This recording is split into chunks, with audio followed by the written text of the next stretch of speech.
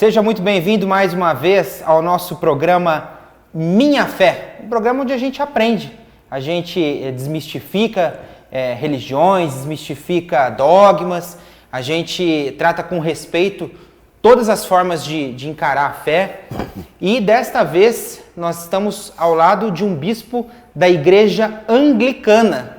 Vai contar um pouco pra gente o bispo Fernando Nobile, vai contar pra gente o que é a Igreja Anglicana. Muito obrigado, viu, bispo, por sua participação conosco, aceitar o nosso convite. Eu é que agradeço o convite, para mim é uma honra, um prazer estar aqui com vocês, compartilhando um pouco dessa nossa fé, dessa nossa história e realmente, como você mesmo diz, desmistificando sobretudo um pouco a respeito do anglicanismo. Sim, o bispo Fernando Nobile, que além das atividades na Igreja Anglicana, ele é psicólogo de formação, ele é graduado em teologia também, pós-graduado em psicopedagogia institucional, MBA em coaching, tem várias graduações aí o bispo, tem bastante propriedade para conversar com a gente da Igreja Anglicana e de outros assuntos também. Mas hoje vamos contar um pouquinho para a gente, bispo, como surgiu a Igreja Anglicana no mundo.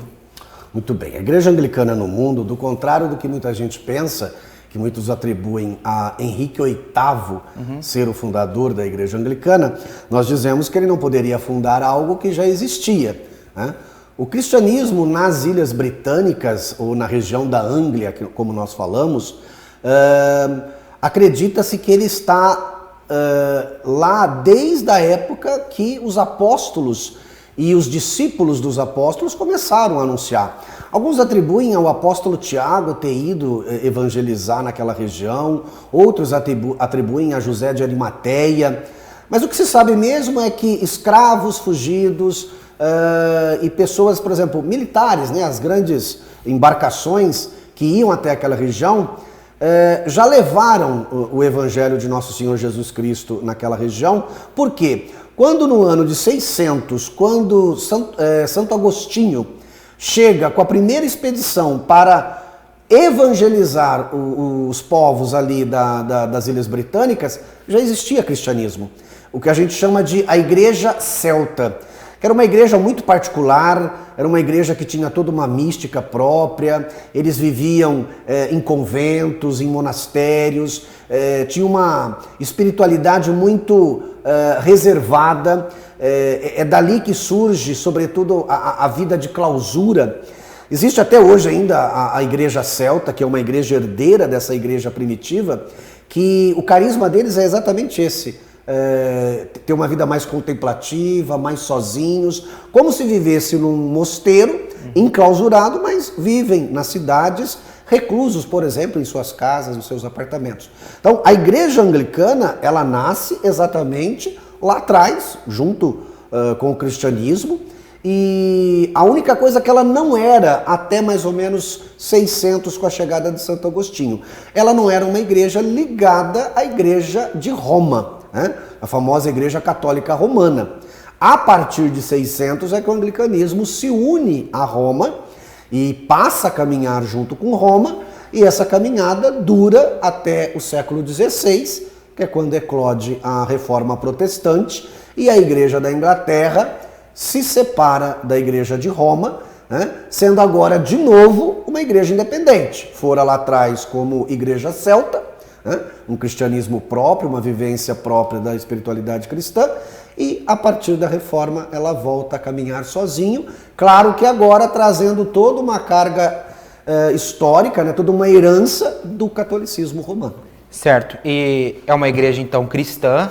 E quanto à Bíblia? É um livro sagrado para vocês? Sim, a Igreja Anglicana é uma igreja cristã e a Bíblia, inclusive, é um dos fundamentos da Igreja Anglicana. A Igreja Anglicana tem 4 fundamentos, ou que nós chamamos de quadrilátero de Lambeth. O primeiro é as Sagradas Escrituras, então nós dizemos que as Sagradas Escrituras do Antigo e do Novo Testamento contêm todas as informações necessárias para a nossa caminhada e salvação.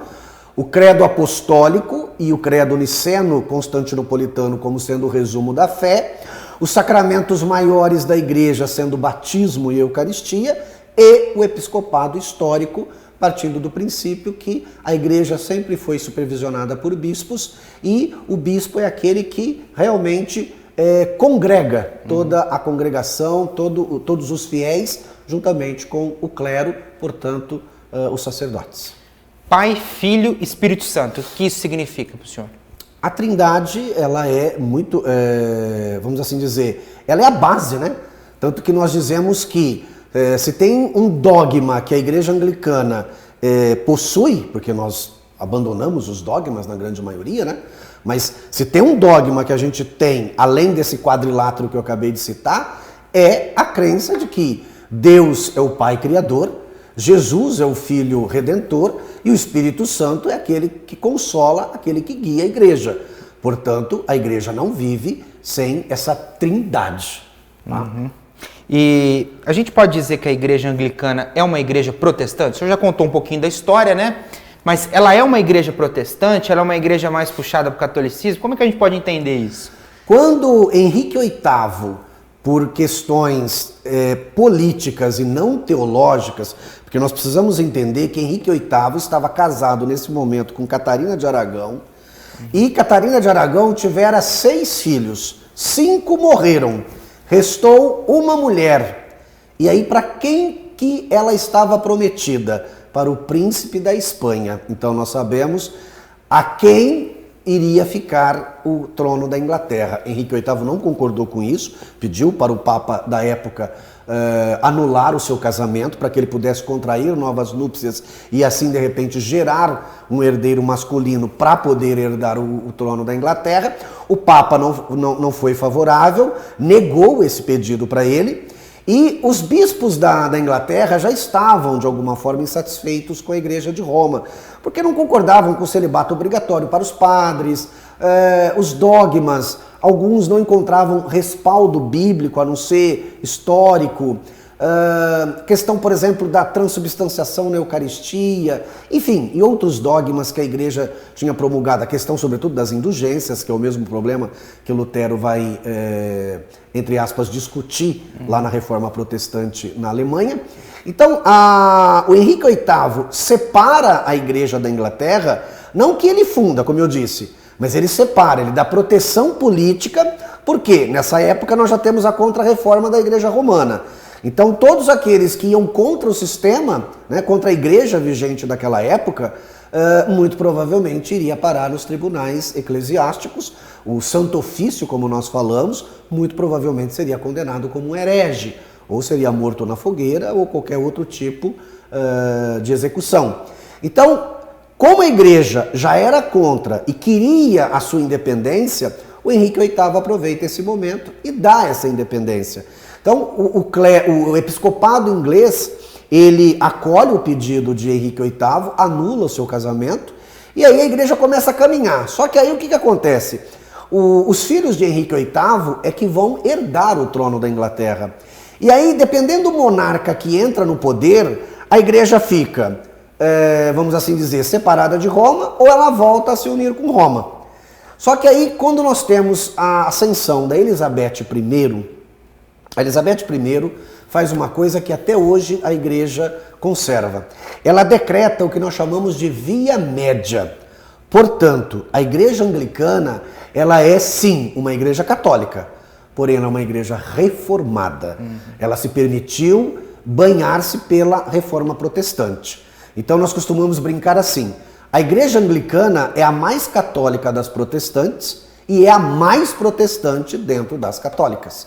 Tá? Então nós não somos nem tanto a Roma e nem tanto a Genebra, que Genebra seria a capital do presbiterianismo, né? A visão de Calvino a respeito da igreja. Então nós não somos nem tanto calvinistas e nem tanto romanistas. Nós somos o que de melhor, a igreja indivisa, não a igreja romana, mas a igreja indivisa, porque a igreja romana ela só passa a ser romana quando há a reforma protestante. Até então era a igreja una, santa, católica e apostólica. A partir do momento da reforma, nós temos então o acréscimo aí dessa expressão romana. Por quê? Porque é a igreja que vem de Roma.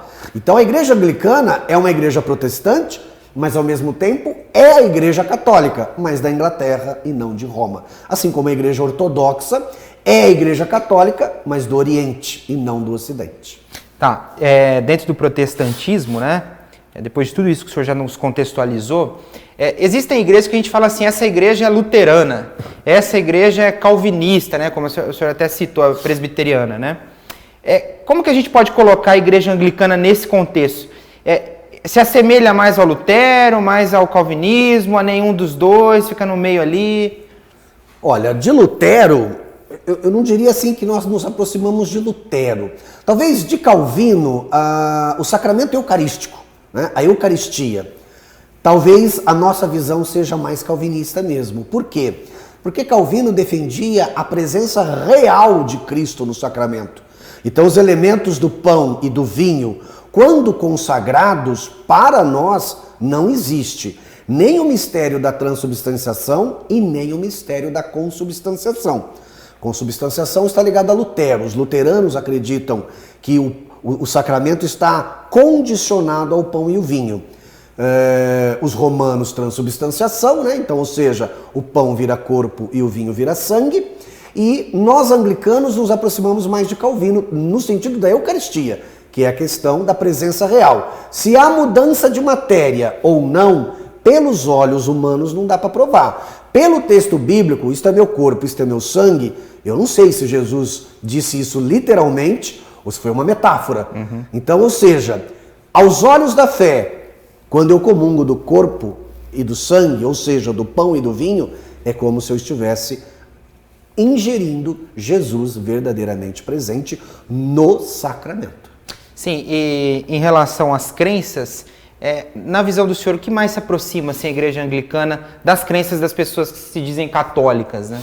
Se dizem romanas, né? Isso. Então, eu falo que eu sempre brinco, né, quando eu converso com as pessoas, que o Brasil, infelizmente, é o único país que ainda tem essa deficiência, entre aspas, né? Eu digo que o Brasil ainda é um país semi-analfabeto na questão religiosa. Porque quando nós tínhamos ensino religioso nas escolas, nós tínhamos ensino denominacional. Eu, por exemplo, que estudei em colégio católico, como as pessoas falam, lá se ensinava um ensino religioso denominacional, ou seja, só se ensinava coisas da Igreja Romana. Quando nós falamos em ensino religioso, eu tenho que abarcar todas as religiões. Por exemplo, esse programa é um programa religioso. Por quê? Pelo que eu já vi aqui, você teve um budista, você teve um islâmico, e já teve um pessoal do xamanismo. Então, ou seja, aqui sim estamos fazendo ensino religioso. Agora, quando eu escolho uma determinada fé e ensino como sendo ensino religioso, não temos ensino religioso. Então,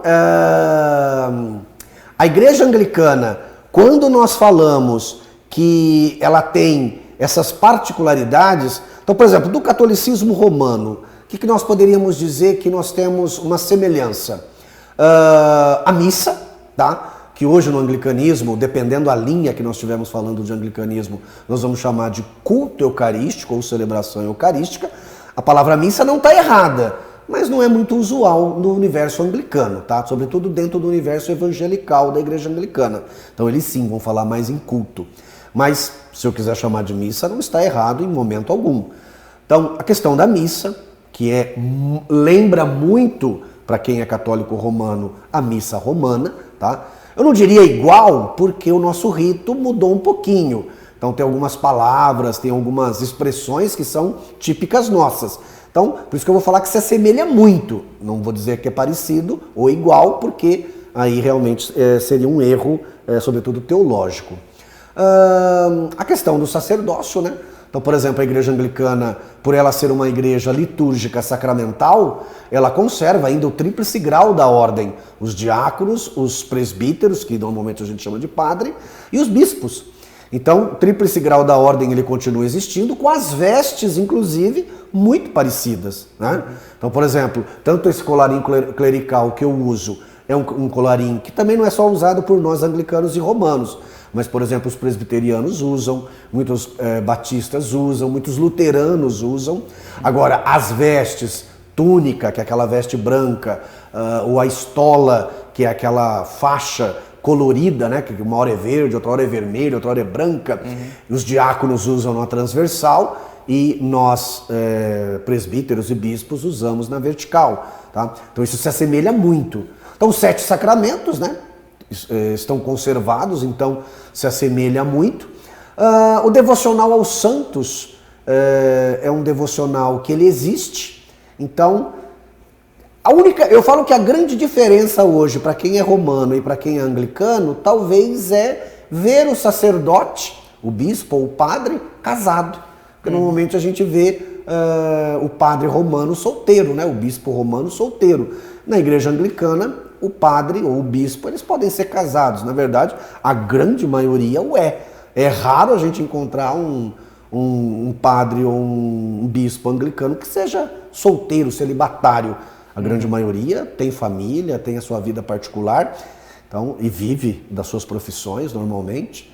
Então, as semelhanças estariam aí, né? Na liturgia, nos sacramentos, no tríplice grau da ordem, a forma de celebrar a missa ou a celebração eucarística, tá?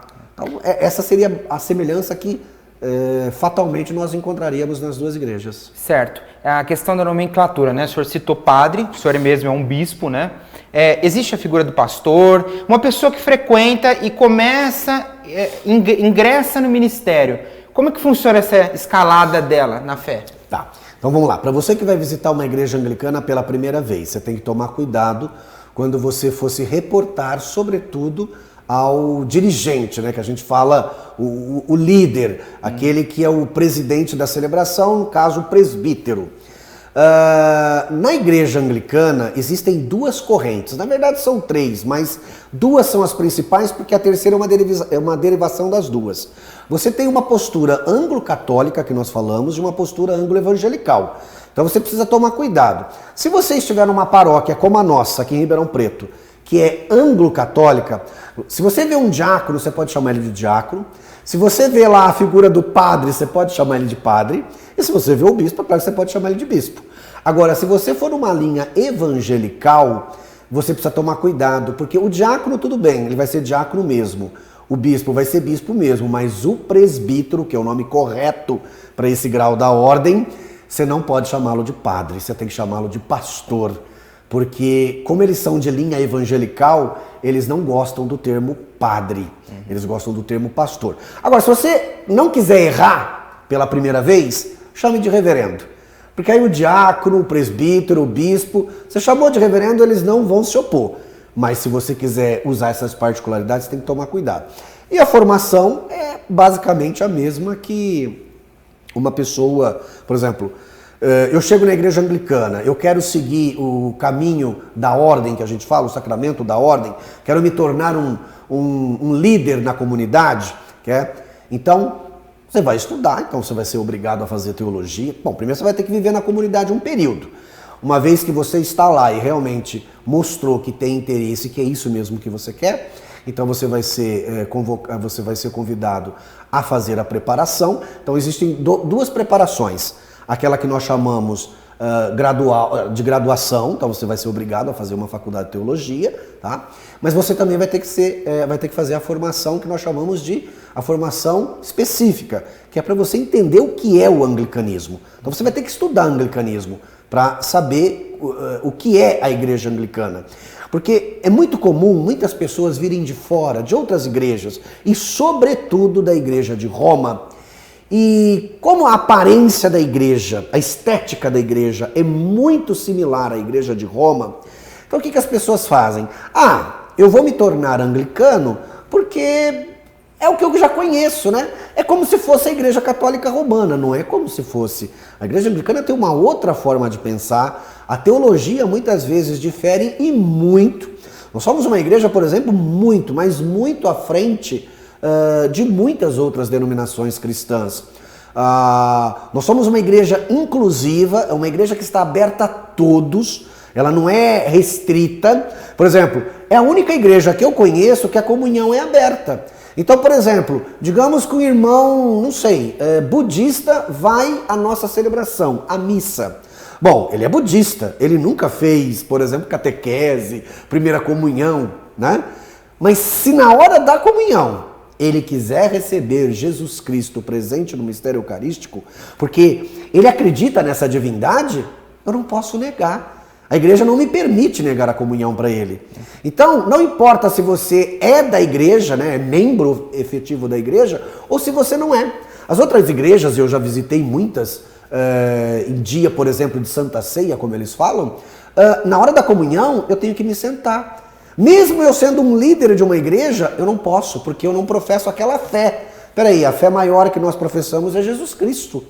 Jesus Cristo se deu em alimento, então eu não posso negar. Então, qualquer pessoa, é uma igreja muito aberta, é uma igreja muito inclusiva, é uma igreja, por exemplo, não me confesso há tanto tempo, ok, comunga, depois você confessa. A igreja anglicana, por exemplo, você não precisa da confissão auricular, você não precisa sentar do meu lado ou num confessionário e confessar seus pecados, basta você confessar lá, por exemplo, durante o rito penitencial da missa, você faz a sua confissão e eu, como ministro da igreja, quando der a absolvição, você estará absolvido. Então você poderá comungar normalmente. O pessoal da Segunda União, que muitas vezes tem dificuldade para comungar, por exemplo, na igreja romana, não temos esse problema na igreja. Então, assim, é uma igreja muito aberta, é uma igreja que não impõe nada a ninguém. É uma igreja que você é livre dentro do culto e dentro da igreja. A única coisa que você não pode ferir, aqueles 4 elementos primeiros que eu falei, o quadrilato de Lambert. A Bíblia, os sacramentos da igreja, o episcopado histórico e o resumo da fé, que é o credo apostólico e niceno. O que é o batismo nas águas para a igreja anglicana? Existe? Vocês fazem batismo? O batismo, preferencialmente, nós sempre dizemos que precisa, para qualquer sacramento, matéria e forma. Né? Matéria é a água. Tem que ter água como matéria nesse sacramento. E a forma tem que ser em nome do Pai, do Filho e do Espírito Santo. Se você vai fazer um batismo de corpo inteiro, ou só de aspersão, ou só de unção, não importa.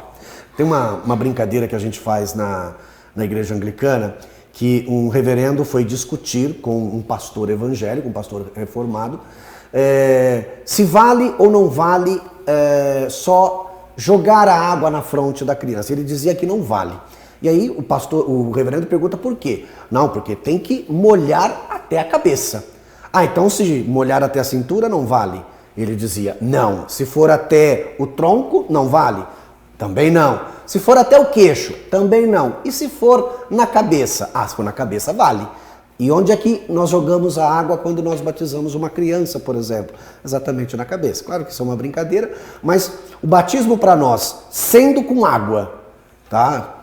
Água corrente ou não, tem igrejas, já vi igrejas anglicanas fazerem as famosas piscinas batismais e a pessoa mergulha de corpo inteiro ou vai até água corrente num rio, no mar, não importa.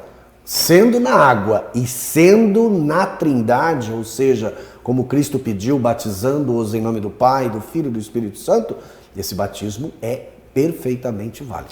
Me ocorreu uma dúvida aqui, o senhor falou de crianças, né? Eu já vi alguns pastores evangélicos dizerem que não batizam crianças, né? Porque é remissão de pecados e crianças não têm pecado. Como a igreja anglicana enxerga isso? Bom, primeiro que a gente precisa corrigir, pelo menos a nossa jurisdição anglicana, ela mostra uma coisa muito clara. Batismo não pode ser entendido como apagar pecado original, tá? Existe toda uma doutrina, toda uma teologia que ensina que nós herdamos o pecado original dos nossos pais, Adão e Eva, tudo. Veja bem, o batismo hoje é um sacramento de iniciação, ou seja, de entrada na fé da igreja cristã. Então, como ele é um sacramento de entrada na vida da igreja, não importa se eu sou adulto ou se eu sou criança. Claro que se eu sou criança, eu não tenho consciência do que está acontecendo, dependendo da minha idade. Eu preciso que alguém responda isso por mim. Mas aí alguém vai dizer assim, mas o pai, a mãe, os padrinhos não pode responder pela criança. Engraçado, né? Judicialmente, um pai, ou mas normalmente o pai, né? Ele não responde criminalmente pela criança. Se o filho comete um ato, comete uma infração, muitas vezes o pai não vai ter que assumir essa responsabilidade? Ora, se na lei dos homens isso é possível, por que não na lei divina?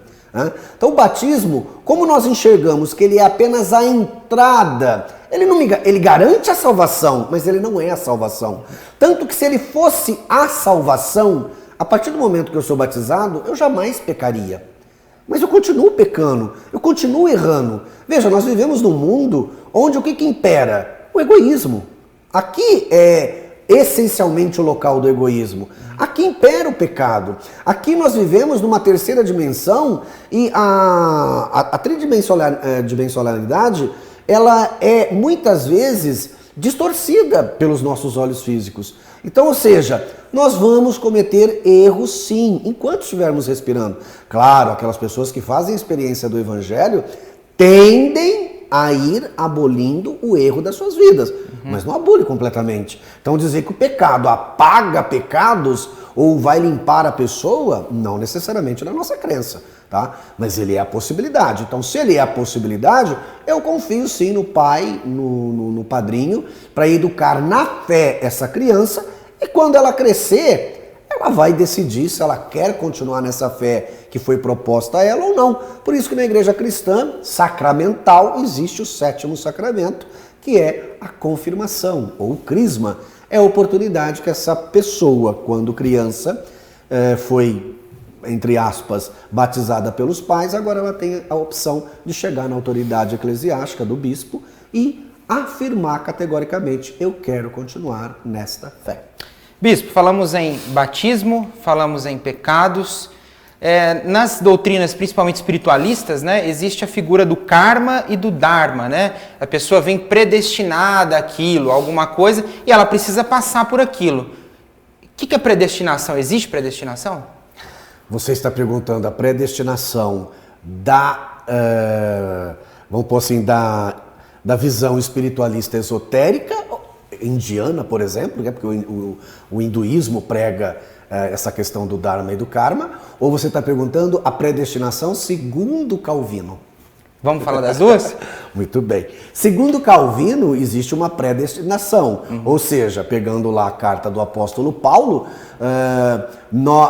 os predestinados à salvação já estão aqui entre nós, ou já estiveram, e os demais seriam coadjuvantes. Então Deus já escolheu quem serão os salvos, e os demais vieram aqui apenas para colaborar com a sua salvação, vamos assim dizer. Aí nós diríamos, mas esse Deus é injusto. Por que ele cria tantas pessoas e depois só elege algumas e as outras foram apenas para poder, entre aspas, imagine uma história de um livro, né, de uma novela que as pessoas estão mais acostumadas. Você tem lá os protagonistas e os coadjuvantes. Todos os coadjuvantes colaboram para que a história do protagonista aconteça. Mas olhando pelo lado da fé, isso não dá certo, né? Então nós acreditamos que todos fomos predestinados à salvação. Todos. Só que para que você seja salvo, é preciso que você viva o seu batismo. Independentemente se você era criança ou adulto agora, não importa. O que o seu batismo pedia? O que Cristo pede para cada um de nós no resumo do Evangelho?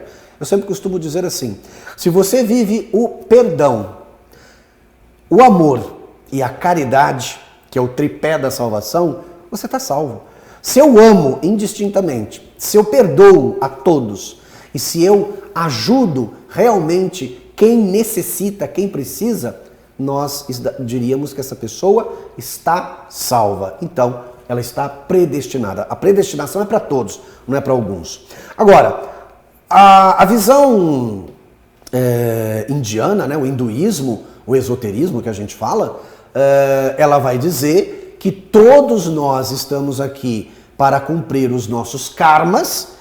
Só que para nós anularmos os nossos karmas, nós precisamos praticar os dharmas, né? Então, o dharma anula o karma. Então, existe uma regra que a gente diz assim: para cada 10 dharmas que você realiza, você anula um karma. Tá, isso é a visão indiana. Nós cristãos ou anglicanos aceitamos isso? Se a gente for olhar na essência dessa doutrina, ela não difere muito da doutrina cristã. Por quê? Eu preciso ser bom. Eu preciso verdadeiramente viver a essência do Evangelho de Cristo. Então, viver a essência do Evangelho de Cristo nada mais é do que viver o Dharma. Então, se eu estou praticando Dharmas, não importa o nome que eu dê, eu estou anulando tudo aquilo que é negativo na minha vida.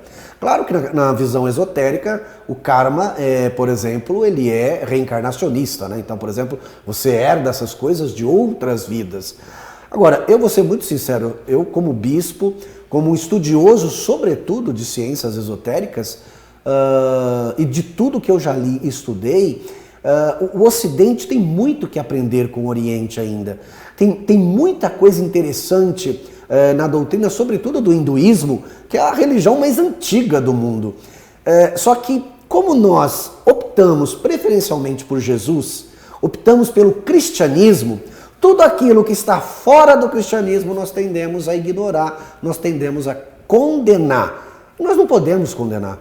Então, assim, a igreja precisa aprender muito ainda com, sobretudo, os nossos irmãos hinduístas, e tem muita coisa lá que a gente pode adotar e pode aproveitar, e que, na verdade, eles estão falando a mesma coisa que nós, só que usando uma outra linguagem. Muito interessante, bispo. Estamos tendo uma aula aqui, né, de teologia também, que é muito legal, a gente tem informação, né? Religiões sempre surgem muitas discussões, né? Uhum. Do aspecto físico da igreja anglicana, tem imagem de santo lá no altar? Tem paróquias que você vai encontrar a imagem de santo, tem paróquias que não. O que nós anglicanos optamos? No nosso calendário litúrgico, nós conservamos todos os santos canonizados pela igreja indivisa. O que a gente chama de igreja indivisa? Aquela igreja que ainda não era separada. Tá? Então, estamos falando antes da Reforma Protestante, antes do século XVI. A partir da Reforma, entendeu-se que nós não precisamos mais canonizar. Dentro do calendário litúrgico da igreja, portanto, domingo que passou, dia 2, né?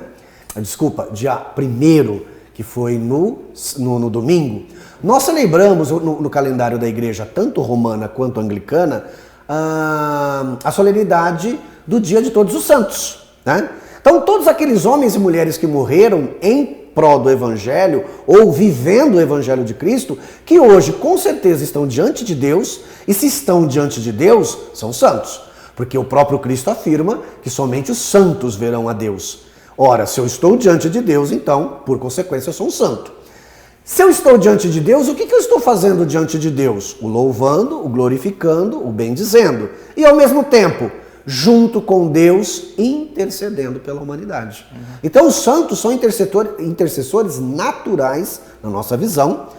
Você pedindo ou não pedindo, eles vão interceder por você do mesmo jeito. Então, até a separação com a Igreja de Roma, nós tínhamos todos os santos e ainda o temos no calendário. A partir daí não canonizamos mais. Então, por exemplo, se você for procurar no nosso calendário, não sei, Irmã Dulce, você não vai achar, João Paulo II, você não vai achar, porque são santos mais novos, né? E santos que a igreja foi canonizando a partir de 1600. Então, esses você não encontra no calendário litúrgico. Mas posso, como anglicano, ter uma devoção, por exemplo, a São João Paulo II? Posso. Pessoalmente, sim. O que a igreja não faz, por exemplo, o que a gente chama de alarde. Então, no dia do santo, por exemplo, eu sou franciscano, pertenço à ordem franciscana, dentro da igreja anglicana, tenho meu devocional franciscano, mas no dia 4 de outubro, por exemplo, eu não vou fazer uma missa com a imagem de São Francisco, não vou colocá-lo no andor, não vou fazer procissão. Por quê? Porque nós entendemos que todo foco, vamos assim dizer, todo holofote, ele deve ir para Cristo. Ele é a única verdade para nós cristãos. Então, todo o alarde, entre aspas, é feito para Cristo. Os santos, nós pedimos, por exemplo, na oração que nós fazemos na coleta, na oração inicial da igreja, nós sempre pedimos assim, que nós tenhamos força de imitar na nossa vida aquilo que aquele santo em questão fez. Falamos sobre a vida dele, falamos sobre as realizações dele. Então assim, é proibido ter imagem nas paróquias? Proibido não é. Mas algumas paróquias evitam para não ter aquele problema de você, por exemplo, ver a pessoa se ajoelhar diante da imagem, passar a mão na imagem, fazer o sinal da cruz. Então, lembra uma idolatria. Então, para evitar isso, pede-se para não pôr. Mas tem muita paróquia que você entra, vai ter imagem, não tem problema nenhum. Qual é a relação da igreja anglicana com o Papa? Nós vemos o Papa como uma figura, vamos assim dizer, espiritual, né? Nós não vemos o Papa como alguém que tem, entre aspas, a última palavra dentro da igreja, que chefia a igreja e que todos os seus decretos papais, todas as suas bulas têm que ser seguidas. Por exemplo, nós temos dentro do anglicanismo a nossa figura máxima, que é o arcebispo de Cantuária, mas nós vemos ele como uma figura espiritual, né? Aquilo que ele escreve, por exemplo, lá da Inglaterra, se eu entender que aqui na nossa comunidade eu preciso adotar, eu adoto. Se eu achar que isso não tem nada a ver conosco, eu não adoto. Então, a igreja anglicana, ela diz que as Sagradas Escrituras bastam. Aquilo que está na Sagrada Escritura, faz. Aquilo que não está, faculta-se. Por isso que a gente tem uma expressão assim, no essencial, igualdade. Então, aquilo que é essencial tem que ter igualdade. Agora, no não essencial, diversidade. Então, as pessoas fazem como elas acharem melhor, e isso, inclusive, não é nosso, né? É de Santo Agostinho, já que foi ele, entre aspas, que começou tudo lá na Inglaterra. Começou tudo na Inglaterra. Como que a igreja anglicana chegou no Brasil? Como iniciou-se esse trabalho? Olha, oficialmente nós vamos ter a fundação da primeira capelania na cidade do Rio de Janeiro, em 1819. Porém, sabe-se que alguns missionários já tinham vindo ao Brasil antes e se sabe de algumas celebrações, inclusive alguns cultos na Bahia, em Salvador, tá? Mas oficialmente nós vamos dizer que ela começa no Rio de Janeiro, depois ela vem para o estado de São Paulo, Recife, Minas Gerais, tá? A igreja hoje no Brasil ela está presente em todos os estados praticamente, cresce muito no Nordeste, lá é o maior crescimento, mas por incrível que pareça é o modelo evangelical que cresce lá. O modelo mais anglo-católico ele está mais no sul e aqui no Sudeste, tá? Então aqui nós temos mais o modelo anglo-católico que nós falamos. Então a similaridade com Roma é muito grande. Mas no Nordeste nós percebemos que cresce muito mais o modelo evangelical, então aquela igreja mais reformada mesmo, mais próximo dos evangélicos. Em Ribeirão Preto? Ribeirão Preto nós começamos a missão anglicana em 2005, quando eu fui ordenado presbítero. Aqui iniciamos uma igreja que ficava aqui mesmo, próximo da Câmara, aqui na rua Guatapará. Foi o primeiro ponto de missão que nós tivemos, mas a igreja mesmo, como nós temos constituída hoje, ela começou em 2008, lá na rua Ceará, nos Campos Elíseos, onde estamos até hoje, tá? Certo, que o senhor já falou, rua Ceará, né, nos Campos Elíseos. Quem quiser entrar em contato com o senhor, saber mais sobre a igreja anglicana, como é que faz? Bom, nós temos a página do Facebook, que você digita lá, Igreja Anglicana Cristo Redentor, que é o padroeiro da nossa paróquia, né? Ou você pode entrar em contato comigo no 16 99203 2221, tá? Existe a página, o blog da igreja, que é igrejadoencontro.blogspot.com, tá? Esse aí está um pouquinho desatualizado porque a gente cuida mais do Facebook. A página do Face, a gente percebe que tem muito mais visitação. Então a gente cuida mais do Facebook. Então, nesse meu celular, tá? E, inclusive esse celular é o WhatsApp, então se as pessoas quiserem mandar mensagem via WhatsApp, fica à vontade. Eu sempre costumo dizer que eu respondo com a maior rapidez, com a maior prontidão. Só não respondo quando eu estou atendendo ou quando, por exemplo, agora não tem período de aula, né? Porque dou muito aula em Ribeirão Preto, então quando eu estou fazendo essas duas atividades é que eu não atendo, mas eu estando livre, você vai perceber que eu respondo o mais rápido possível, não importa o dia da semana, se for à noite, vai ficar gravadinho lá, a gente responde no outro dia, com o maior prazer, com o maior carinho. Tá. Só repassando, qual é o WhatsApp do senhor? É o 16 99203 2221. Cerca de 80 milhões de pessoas, de cristãos hoje, são anglicanos, segundo uma pesquisa que nós realizamos, que é o terceiro lugar. É a terceira maior denominação cristã no mundo, né? Só perdemos para os romanos, que é a primeira, e os ortodoxos, que é a segunda. Para a gente encerrar, bispo, isso é o resultado de um trabalho sério? Sim, a Igreja Anglicana ela tem um trabalho missionário muito profundo. A Igreja Anglicana cresce demais na África, tá? E eu acho que é essa liberdade que as pessoas têm dentro do anglicanismo, né? Porque quando você está dentro de um outro, por exemplo, se você está dentro do universo romano ou do universo ortodoxo, você percebe um certo engessamento litúrgico, um certo engessamento da igreja, mas que é particular deles, a gente respeita, é a forma como eles entendem. Os evangélicos também têm um certo engessamento. Só que os evangélicos hoje, o que cresce no mundo? O lado mais neopentecostal da igreja. Então, aquela igreja que trabalha com a famosa teologia da prosperidade, que é uma linha que eu costumo dizer que é uma linha motivacional, né?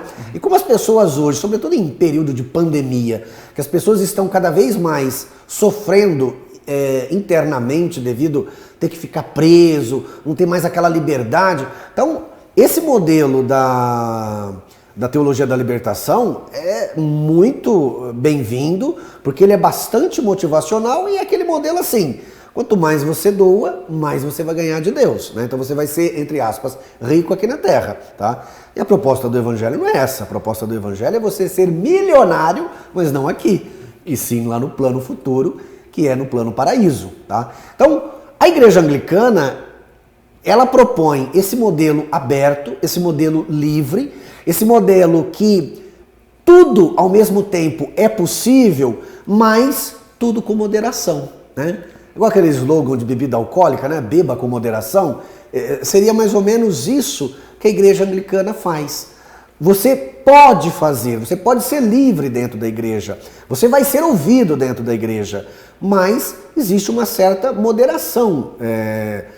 Tem que ter algum tipo de freio, né? E as pessoas, quando conhecem o anglicanismo, se apaixonam. Eu costumo brincar o seguinte: se o anglicanismo não existisse, eu talvez o inventaria.